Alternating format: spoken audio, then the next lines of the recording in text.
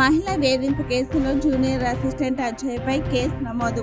మహిళా వేధింపు కేసులో junior assistant అజయ్పై సామర్పేట పోలీసులు కేసు నమోదు చేశారు.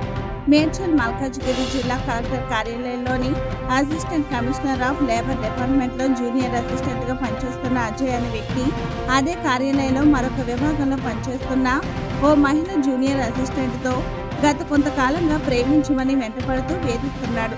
వేధింపులు తాళలేక ఆ మహిళ ఈ నెల 25 సామర్పేట పోలీసులకు ఫిర్యాదు చేశారు. ఈ మేరకు సామర్పేట పోలీసులు జూనియర్ అసిస్టెంట్ అజయ్పై కేసు నమోదు చేసి దర్యాప్తు చేస్తున్నారు.